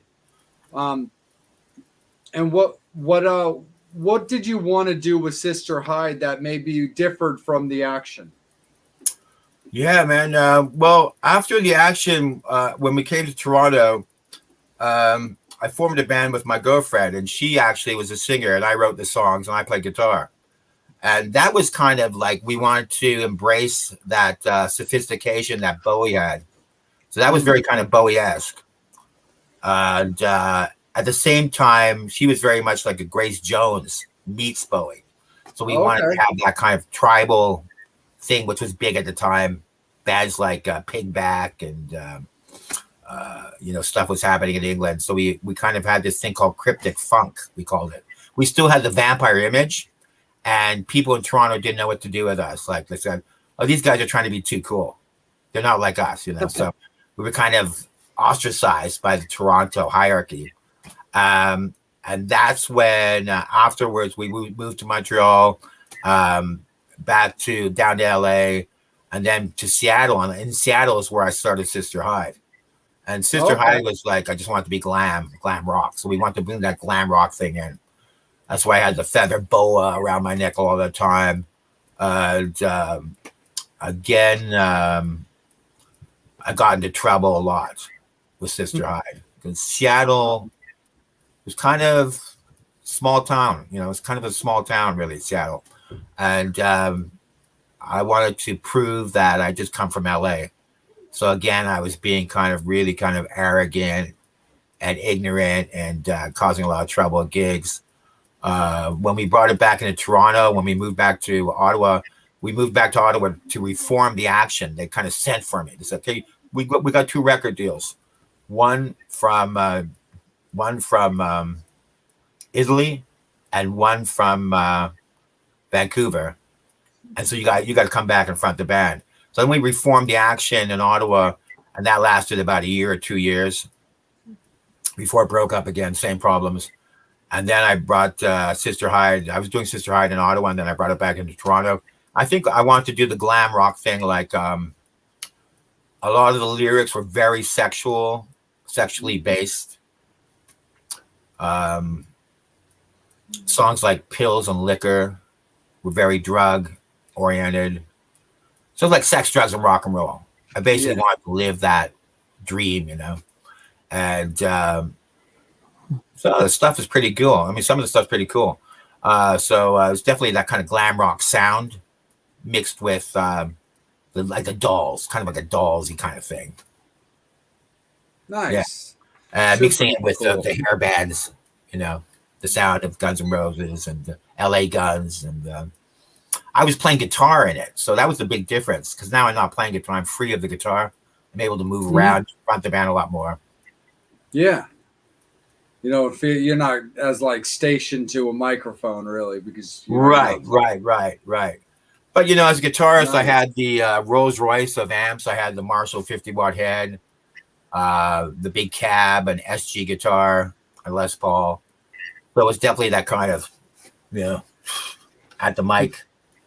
But I'd have some moves with the guitar that I go into the audience and use the guitar kind of very phallically into the audience. Nice. But it's nice to be free of it. Yeah. Because I think that was my true calling. I've always been a front man. And I enjoy being center stage and being free to move around with the mic. Sure. So I have a lot of tricks with the mic. Like last couple of shows, crazy shit. Like I think I'm bringing it back from the action. Like I'm sticking the mic down my pants. Mhm. They seem to like that. I don't know why. Crazy stuff like that, you know. And I'm also a bit of a shock rock hound. Like anything to shock. I think that's from the action. Some of the tricks I've learned, like I'll go up to the guitarist and put my mic cord around his neck, pretend to hang him from the back, and he'll make the show like, you know, it's all show, isn't it? You know, people want to show. Absolutely. No, That's what it's about. 100%. Yeah. Definitely they do 100%. And you know, people crave it, you know, they need it, you know, they want to spend, you know, they want to spend their money on a show, you know, they don't need to, you know, if they just want to kick back and whatever, I mean, they can watch a DVD at home. Yeah, man. Yeah. You know, they want to live vicariously through someone else. So definitely. Yeah, they want to live. Yeah, they they want to do. live vicariously through someone. Go ahead. 100% for sure, man. Angel, let's kick it up to you, man. If there's any other questions that have popped up, my man, before we get ready to let Ted enjoy his evening.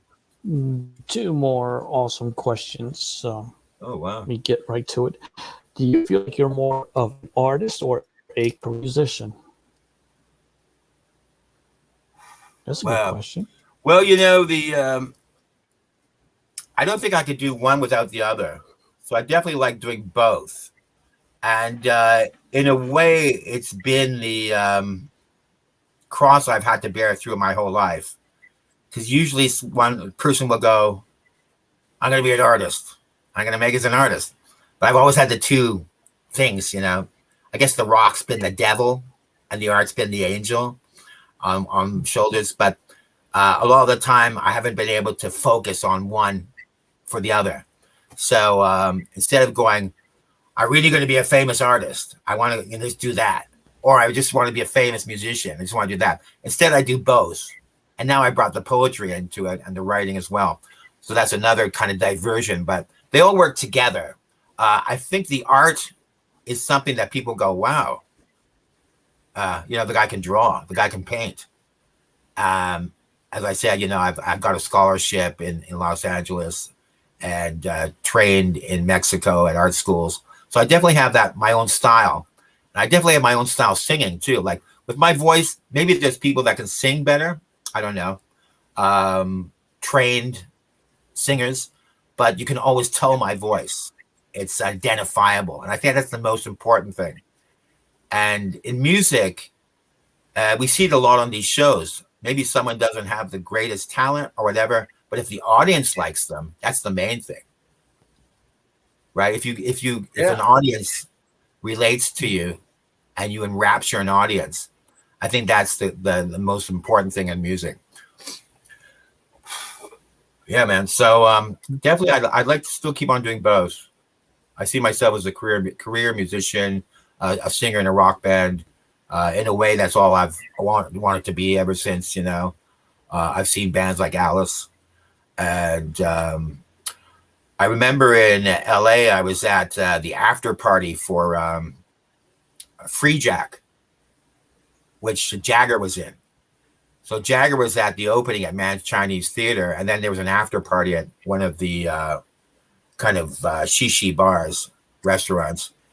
And I looked up, and there's 2 of my heroes sitting there, David Bowie and Jagger, talking together. Oh, wow. Man, so I had to go up and meet them, you know.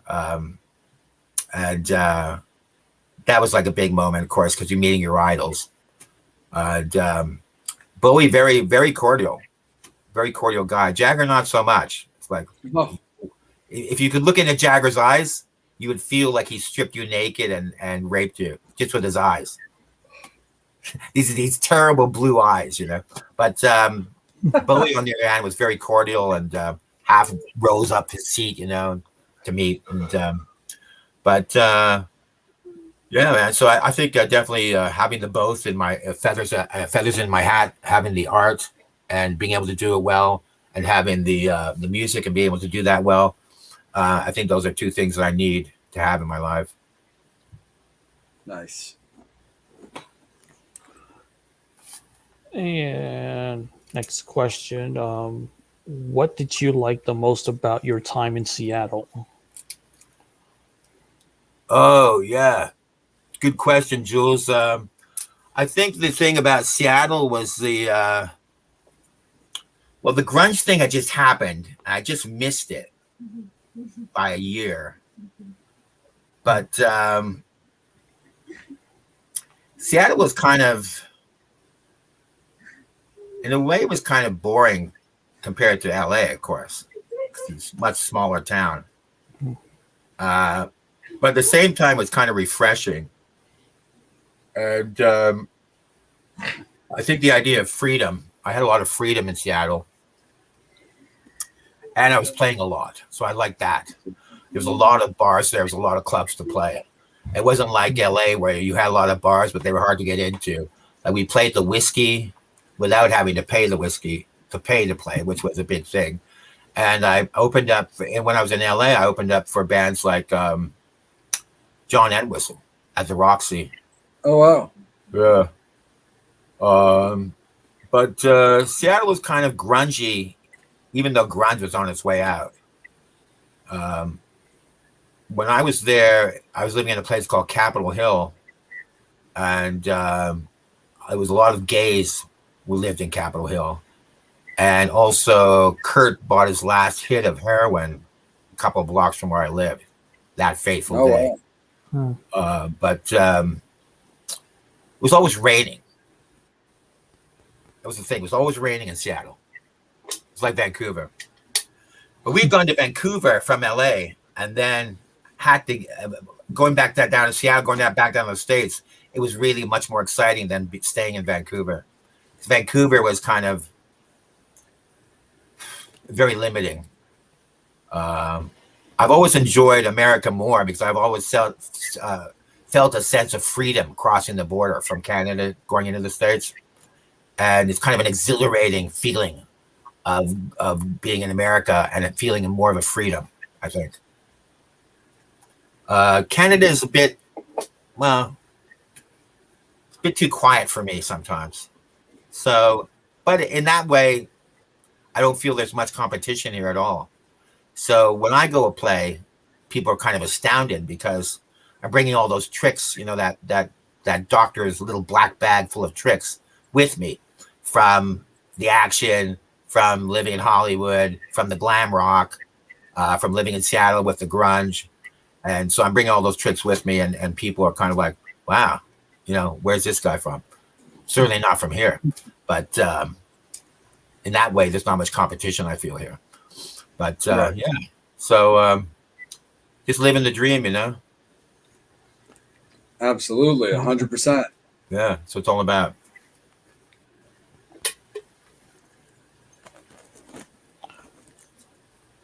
So with this new audience that you have, does that motivate you to kind of change the stage show a little bit, just to kind of keep it fresh and keep more new fans coming? No, because at this point, we seem to have hit on something. I really don't know what it is, but I just got to keep on doing what I'm doing. It seems that the young audience is just eating it up. And, I get comments like, you have a great stage presence. Again, because, there's this kind of false attitude that teenagers only like indie music and all ages clubs only book indie bands. It's kind of on its way out. I mean, I think kids want something new.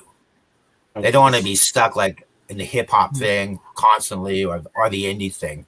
So when they see someone like me, it's opening up a whole new thing to them. It's not like they were raised on Guns N' Roses or LA Guns or anything like that. So seeing me is kind of, bringing them back into that excitement. I guess I kind of compare it to the whole thing with Marvel and superheroes. I mean, because when they release those movies, it always makes money, and it's almost like I think audiences don't want to see the guy next door on stage. Right. They want to see something that is larger than life, like character. Totally. That's what Meatloaf would do on stage. That's what Alex Cooper does. Queen, all of these other bands that they theater rock. It's like you came there to hear music, but also to be entertained. Yeah, and I think you come there too to live vicariously through the singer. And just so you were talking about Guns N' Roses and that sense of danger, that whole thing of attitude is missing now in bands. Where if you look at 9 out of 10 bands, they look like they should be grocery clerks. Yeah, and you know what? That's what I hated about grunge when I was a teenager, because I was a teenager when grunge, and I think I was somebody like Hootie and the Blowfish would say, "Oh, we're 4 typical guys that you can relate to." I'm like, fuck that. I want something fun, dangerous, larger than life. Right. Yeah, it comes down to what they call attitude, or the big A. People liked Oasis because they had so much attitude. And, they were assholes. Liam used to walk around. I mean, he's still got a hot head. But he used to walk around like a caveman, swaggering. But I think people want that kind of sense of danger. You never know what's going to happen on stage. And that's why we're getting comments like, "This is the craziest shit that I've seen, because you never know what I'm going to do next." Right. And that's what people like. They don't like it being played safe. Right. They don't want to play safe. No, they want to be shocked. And I bring stuff in like my old guitarist in The Action. His father came to see us once, and he said, "I think you're bringing a bit of the homosexual thing in on stage with my son." And so to this day, you might see me going, getting on my knees in front of the guitarist when he's doing a solo and putting the mic there at crotch level and pretending that, and that's just kind of still shocking to people, because I go, "Oh shit, what's he doing? Look at him now." Just like, "What's he doing now?" And I do the thing where I'm like the big star. Like when the band starts, I'm not on stage. Someone's introduced me as the legendary Ted Axe. The band starts, get out of rehab, then I come on, like Elvis would come on stage, kind of walk on, face the audience a bit, keep on walking, go to the mic, just in time for the first lyric. At the end of the show, I disappear at the last song, and the band does a big ending, and I'm already gone out the door. So then just the band on stage. For me, it's not cool to be on stage at the very end of the show. I have to disappear like the big star, and then come back, and meet the fans, and yeah. But it's that kind of thing, like larger than life again.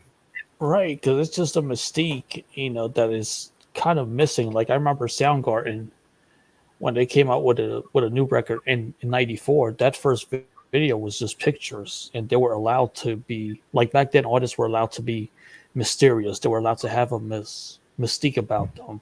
Right. So if you leave it off stage, it's like that mystique of where did he go, and then see you. I guess afterwards, some of them may be surprised because they probably thought you just left the building. Yeah, right. Yeah, definitely. Like, where did he go? Where did he go? And then there's that sense of coming back in and kind of like, "Can I get my picture taken with you? Can I get my picture taken with you? Let's do group shots." Everybody's doing selfies with you. So they definitely want to be close to you after that. "Can you sign my shirt? Can you sign my body?" That kind of thing. "Can you sign the set list?" They just grab anything and say, "Can you sign it?" So it's that like, make yourself important. Kids out there, if you want to be in a band, you got to make yourself important, because nobody else is going to think you're important if you're not. If you don't make it. Right, or look at what grunge did. Do the opposite. That's another right. I did the opposite. Don't wear checkered shirts. No. Don't wear flannel shirts. Right. Don't wear flannel shirts. Oh, but Jules came up with another excellent question. Oh. Do you feel like there's a point in which things like shock rock goes too far? Well, if we're looking at things like Marilyn Manson, that's the same thing people don't play anymore. I haven't heard Manson played in a club for well, a couple years now.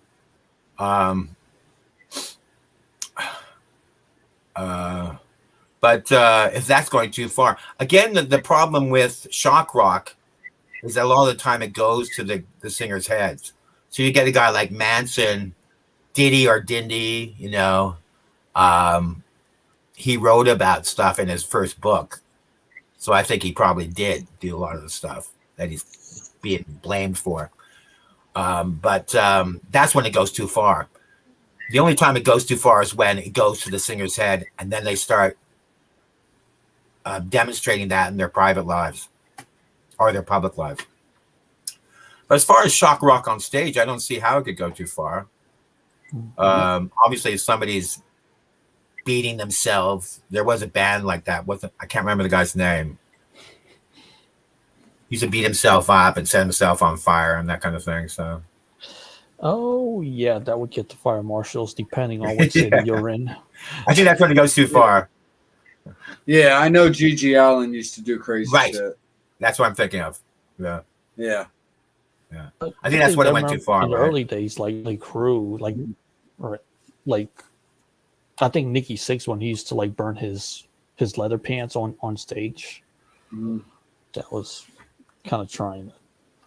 Yeah, when I Do first saw something Kiss, that's- right. When I first saw Kiss, they had all sorts of gimmicks. Like Ace would point at his guitar and it would blow up.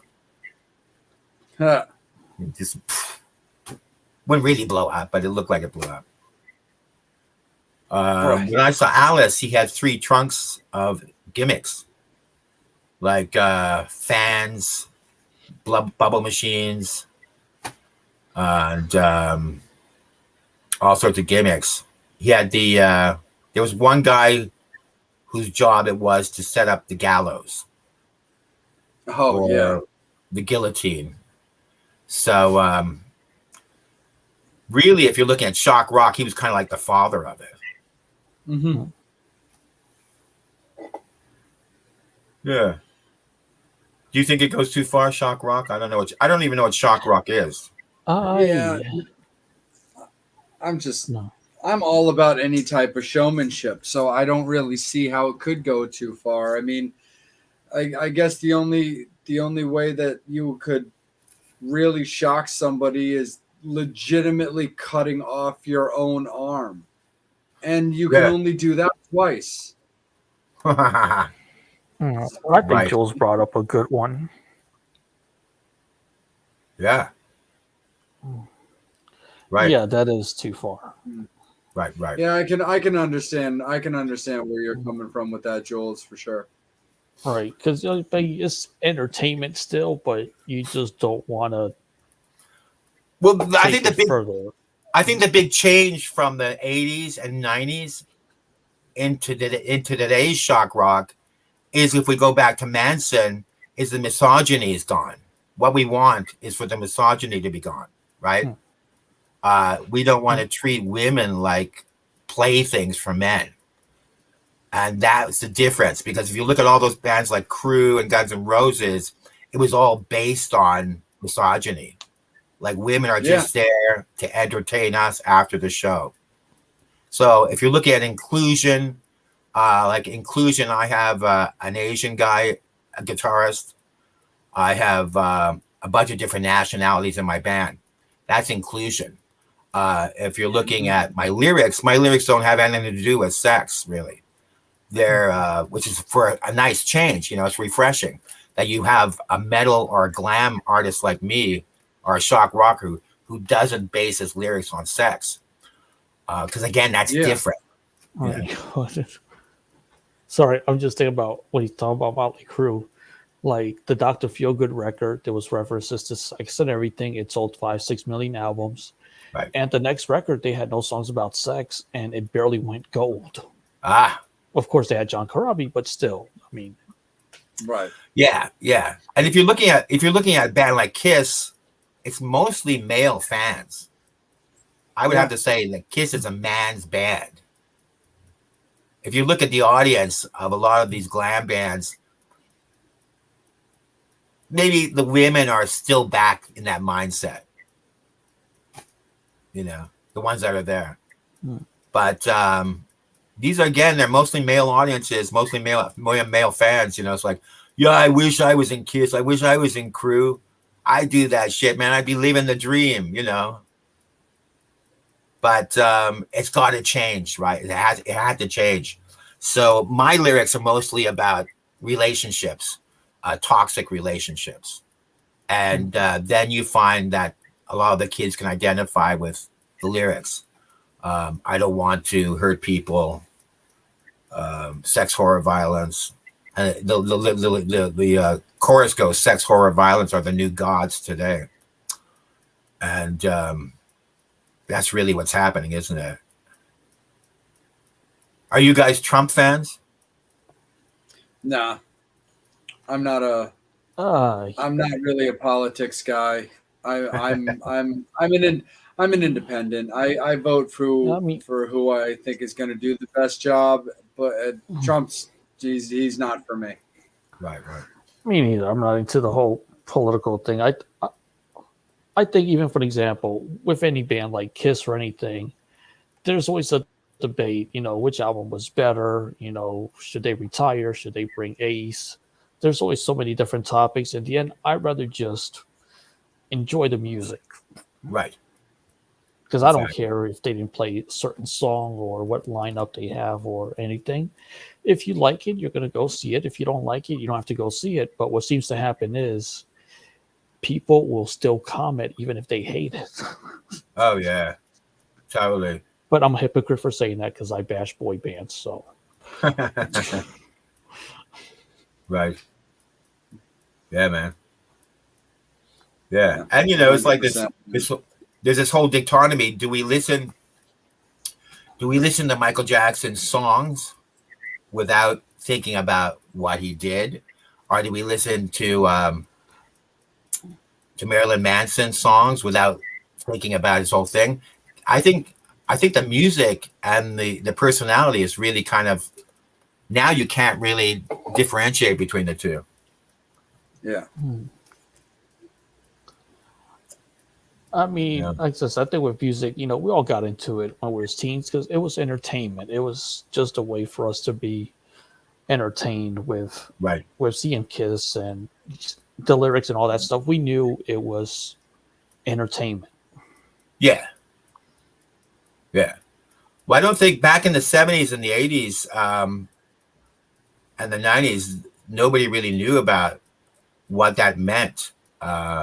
Misogyny. I don't think that was even a term that anyone knew what it meant.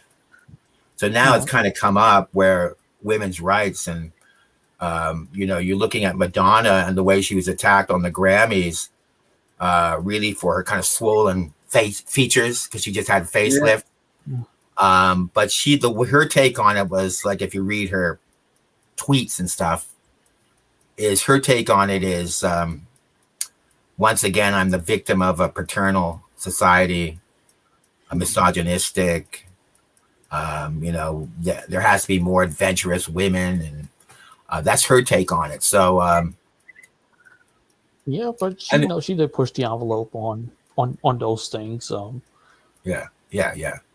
I mean, singing Like a Virgin. I mean, that was like, ooh, right. You can't sing that. What are, you know, kids are going to be asking, what's a virgin? Yeah. She plays up to it too because she'll go on and she'll go, yeah, motherfuckers, you know, basically like Kiss, right. You know, right? Sometimes. And I remember when they banned her video, Erotica. I wanted to see it because I was a horny teenager, so I wanted to see the video, but they banned it. Anything that's banned, you want to see. I met Madonna. Exactly. You know, I saw Madonna shooting deeper and deeper, and I had I was working at a theater doing sound, and I had my little cassette tape demo, and I said, fuck, I'm going to give it to Madonna. So I approached her in the middle of her video shoot, and she was like, when are we going home? I'm feeling sick. And then, you know, her security went, are you stalking us? So there was, I did meet Madonna and gave her my demo tape. I don't think she ever listened to it, though, but... No, but she did the same thing. Yeah. And we all copy too. We copy everybody, right? So she Oh, copied. Absolutely. Yeah, like I think my girlfriend was wearing a Andy Cap hat. And I brought her up, said Madonna's up here, let's go see her. And then the next thing, Madonna's wearing the Andy Cap hat. So she'll pick up something and use it, you know. And I think that's what we all do. We're just picking up stuff from bands, different artists, and making it our own. Mm-hmm.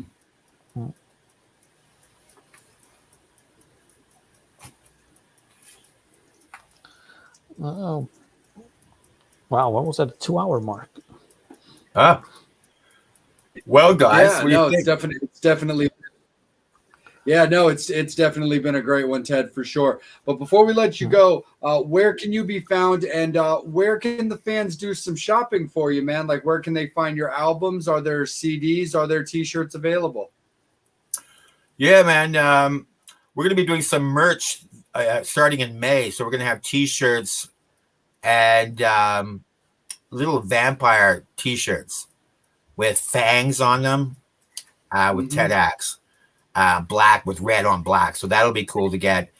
You can get all that stuff. That's going to be, my album is for sale at Bandcamp. I still use Bandcamp, and it's www.bandcamp, like summer camp, .com/TEDx. So that's where you can find the Sex Horror Violence album for sale. And then the Count of Rock is on www.bandcamp.thecountofrock.TEDx. So you can, that's the EP.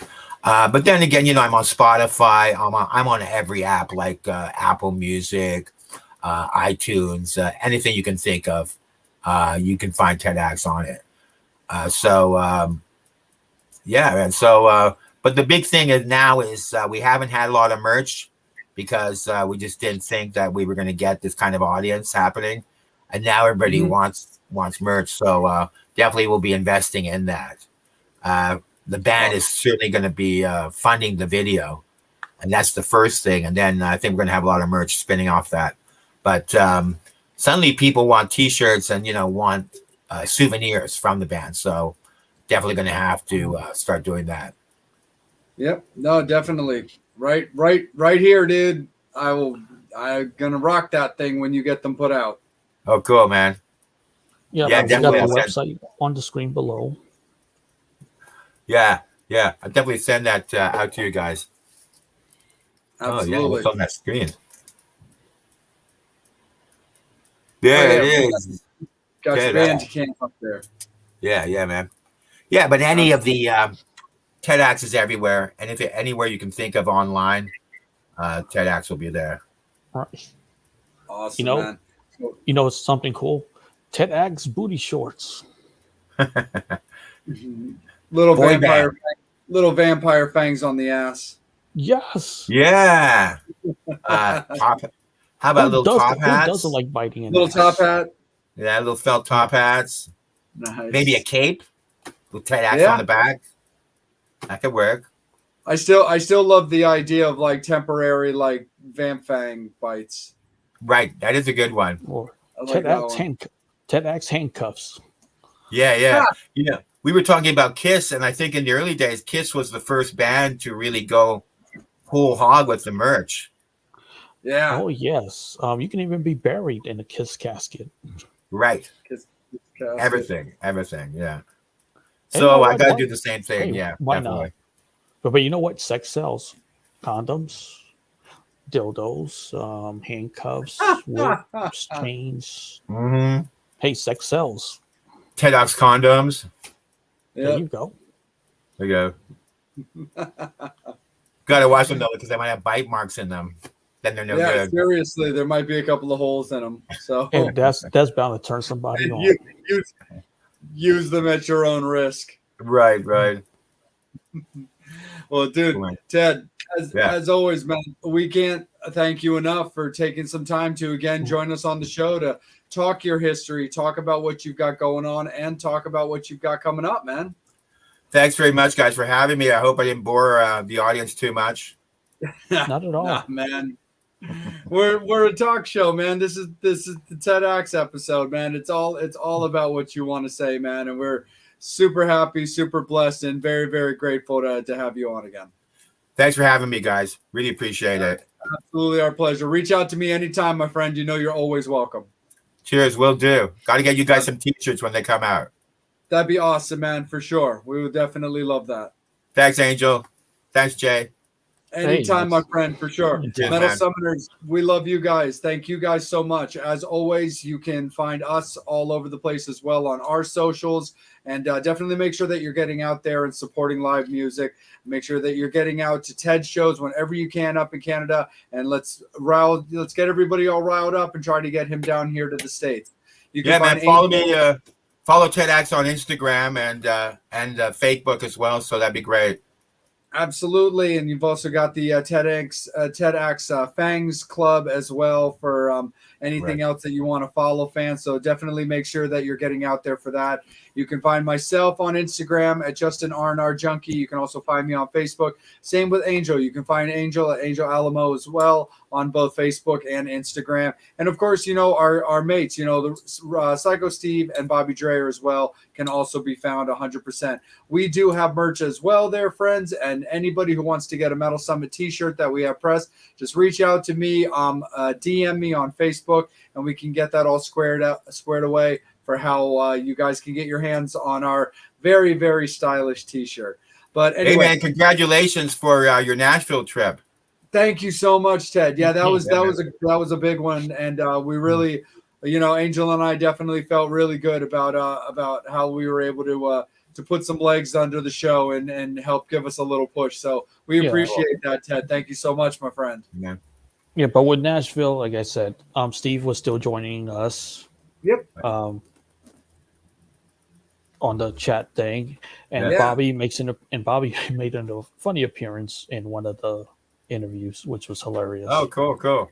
Yeah. Well, say hi to those guys for me. Yeah, I definitely will. Yeah, it's like, where's Waldo? It's like, okay, watch the Rockin' Pod interviews. Where's Bobby? See which one that he pops up on. But Metal Summoners, we will see you guys next week. Be good to each other. Have yourselves an absolutely fantastic weekend. Guest announcement will come out over the weekend, either on Friday or Saturday. It's been confirmed. It's going to be another great one. We can't wait to see you guys in a week. We're going to have some more fun. On behalf of TEDx, we thank him so much for joining us this evening. And on behalf of Angel Alamo as well and myself, we will see you guys in a week. Horns up, fangs out. We will see you guys next week for another episode of, as always, Cool, man. You've been watching. Thanks very much. Thank you so much.